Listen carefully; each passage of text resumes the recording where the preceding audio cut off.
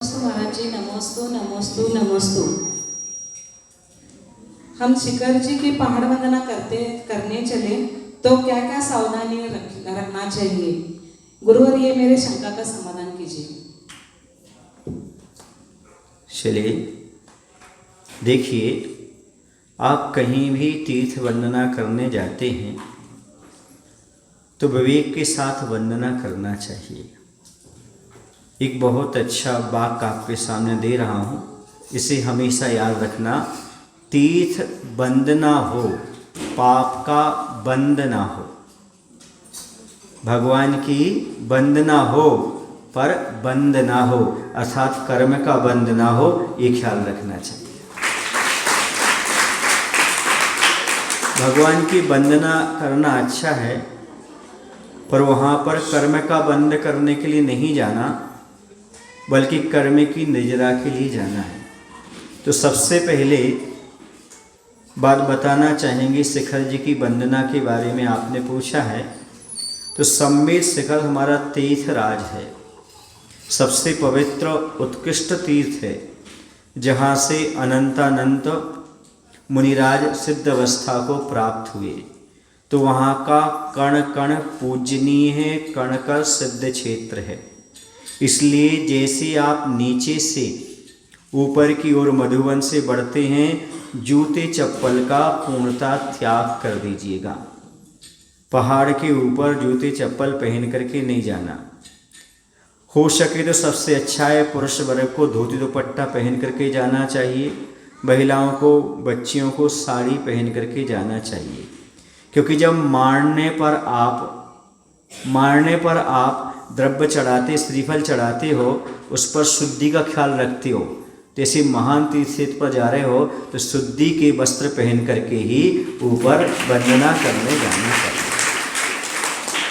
तीसरी बात है, पहाड़ पर कुछ भी सामग्री नहीं खरीदना चाहिए।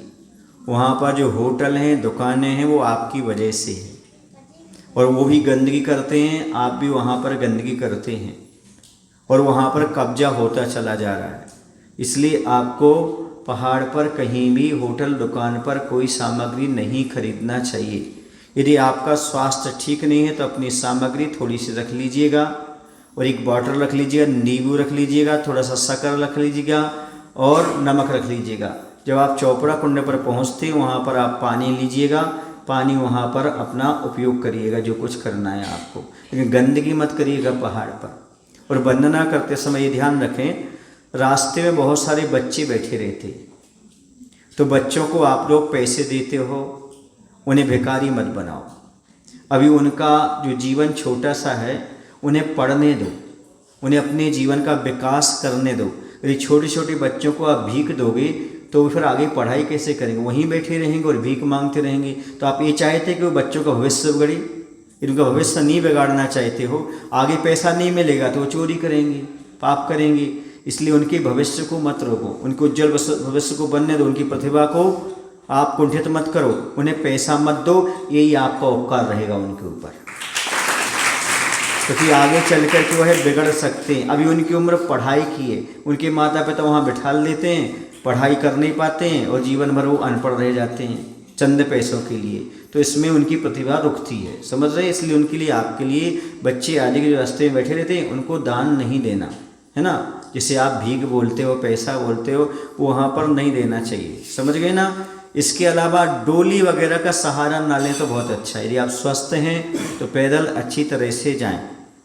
नाखून पॉलिश, लिपस्टिक और परफ्यूम आदि लगा करके पहाड़ पर नहीं जाना चाहिए, क्योंकि ये पवित्र क्षेत्र है और आप ऐसे अशुद्ध पदार्थ लेकर के जाएंगे तो मैं कहता हूँ आप पुण्य नहीं कमाएंगे, पाप का बंध और कर लेंगे।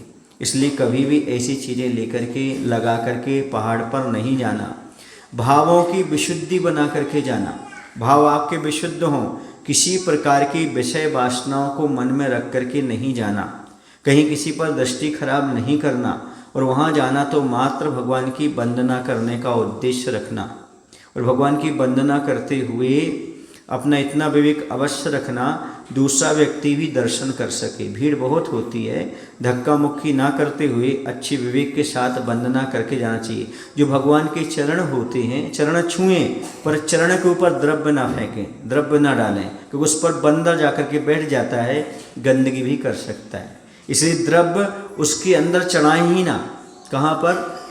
जहाँ पर कूट है और चरण है उसके अंदर, वेदी के अंदर न चढ़ाएं, बाहर चढ़ाएं।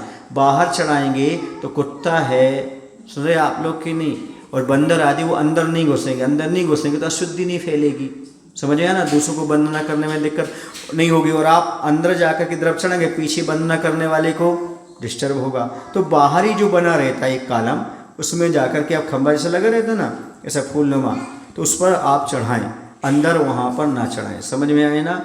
इतना विवेक रखते हुए वंदना करेंगे तो आपको सातिशय पुण्य का लाभ होगा और आपको आनंद भी आएगा। और आगे चल कर के लोग कहते हैं हम वहाँ से आए हैं और बीमार हैं, तो ऐसा ना कहना पड़े, क्योंकि जो तीर्थ क्षेत्र पर गंदगी फैलाते हैं, अशुद्धि करते हैं, वो आकर बीमार पड़ जाते हैं। इसलिए आप हमेशा इन सावधानी रखते हुए वंदना करें। ध्यान रखें, तीर्थ क्षेत्र की वंदना करें, कर्म का वंदना करें, आपकी वंदना सार्थक हो जाए।